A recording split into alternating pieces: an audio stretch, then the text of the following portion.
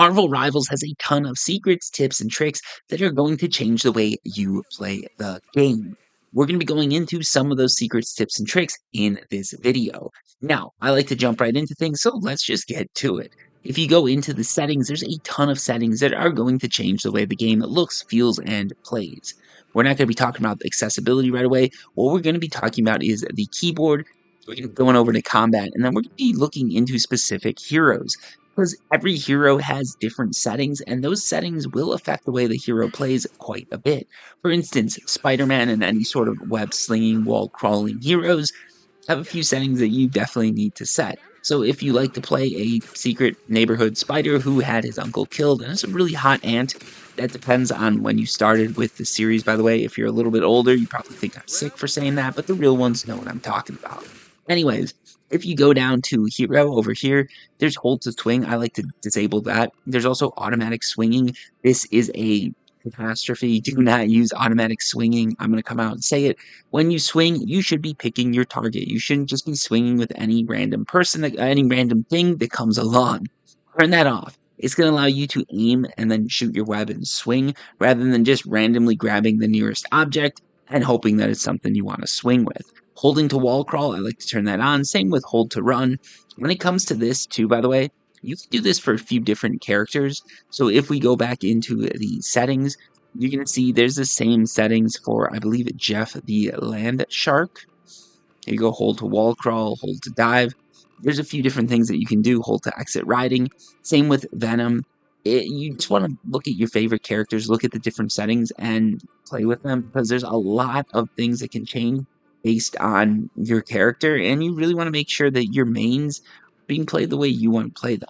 For instance, if you go into a healer, one thing that a lot of people, a lot of good healers, all the good healers like to do is turn on healing reticle feedback. This tells you when you're healing someone, so instead of hopes, prayers, and dreams, you actually know what's going on.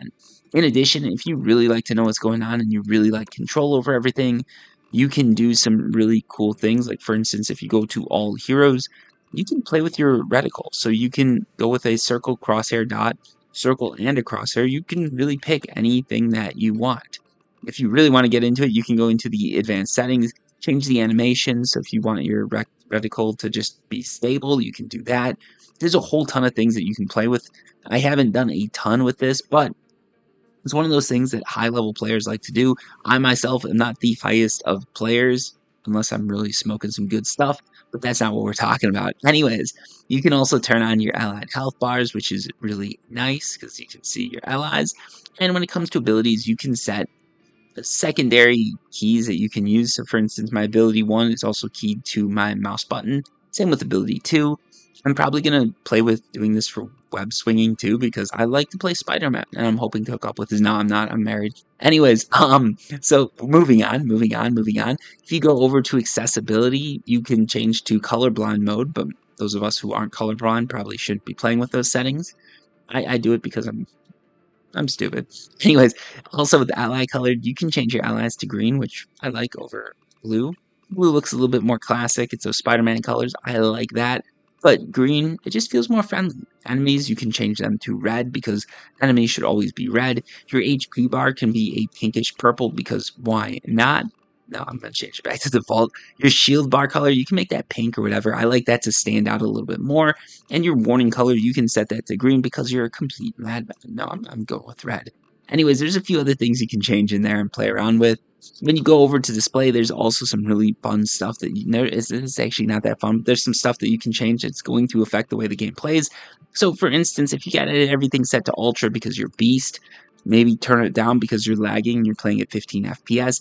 In addition, you can also turn down things like the effects quality and the foliage quality. That's going to actually help you zero in on enemies. It helps in a lot of different games, and this is one of them. It doesn't give you a huge boost, and if you're like me, not that good, it's not going to affect all that much, but I like to pretend. Now, if you go over to audio, combat mix, this is something that actually will help. You can change a bunch of the settings so that you can hear things that really affect you. So if you care about being healed, you can turn that sound up. Damage volume, maybe you can turn that up too. The announcer volume, you can turn that down. You can also have KO sound cues. So you can announce when a teammate is KO'd. and announce when an enemy is KO'd. The reason it's nice to have these things in is because this tells you when you should be pushing and when you should be sort of pulling back. If all your teammates are gone and you're the only one holding down the fort, you probably don't want to go balls to the walls. However, if all the enemies are down, it's time to start a Wookiee cookie and go crazy. Now, it's just all up to you, but I like to play with these. There's a lot of cool things you can do, but KO sounds that's pretty important in my opinion. The announcer, not as an important person, if you will, unless you're the announcer. Please sign my paper that I sent. No, I said in my will. Anyways, healing, everything like that, it is good to play with.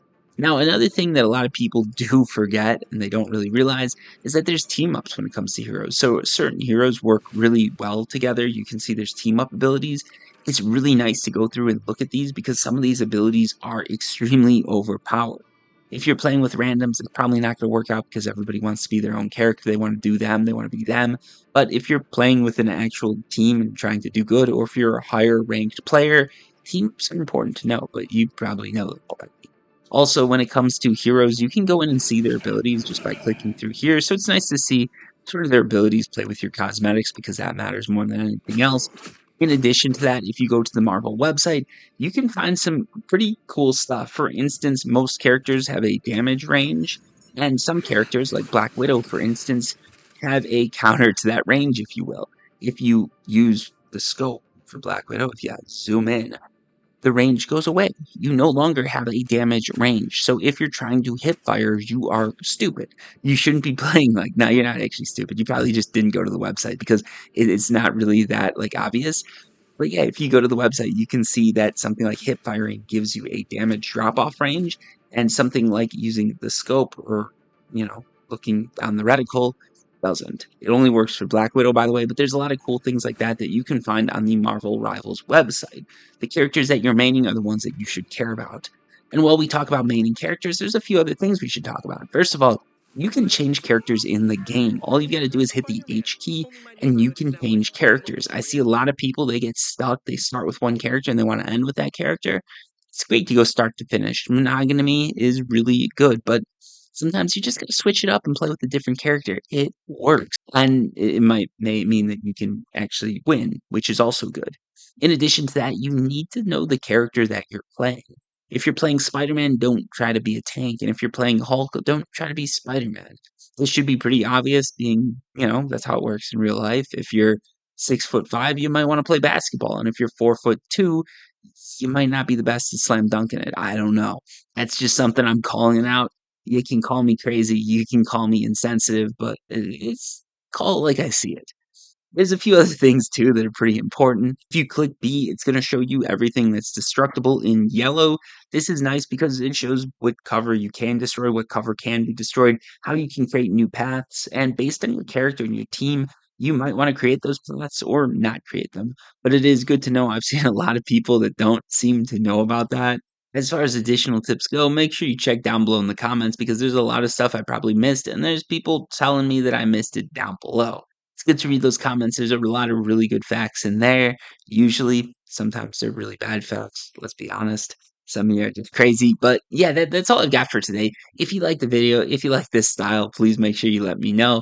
Hit like, hit subscribe, and hopefully I will see you next time. I'm not going to drag this out. So until next time, peace.